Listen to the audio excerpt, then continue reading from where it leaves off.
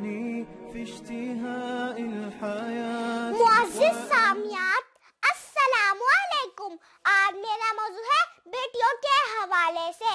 شروع کرنے سے پہلے آپ کو میں یہ بتا دیتی ہوں کہ میری طرف توجہ رکھیں. ہم اس دنیا کی رونق ہے, ہم اس دنیا کی رونق ہے, ہم سے یہ دنیا جنت ہے, ہم سے یہ دنیا جنت ہے. ہم مائیں ہیں, ہم بہنیں ہیں, ہم بیٹیاں, ہم عزت ہے. کھیتوں سے کھلیانوں تک, چولہے سے ملوں مشینوں تک, جس راہ پہ ہمارے قدم پڑے ہر قدم کے نیچے عظمت ہے.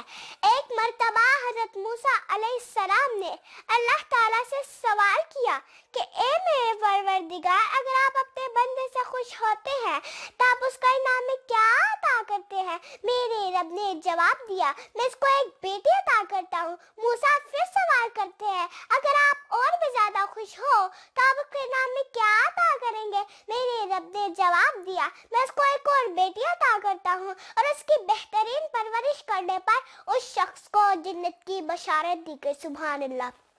اپنے تقریر کا آغاز اس عظیم ہستی سے کرنا چاہوں گی جسے عورت کہتے ہیں.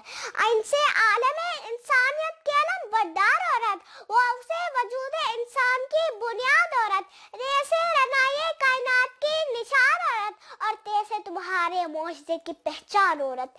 اے عورت, تم دنیا میں آتی ہو اور ماں کے لیے جنت کی دلیل بنتی ہو, اور بیوی کی صورت میں عادات سے خود جنتی ہو جاتی ہو, اور جب ماں کے اعلیٰ مقام میں پہنچتی ہو نا تو جنت کو تمہارے قدموں میں ڈال دیا جاتا ہے.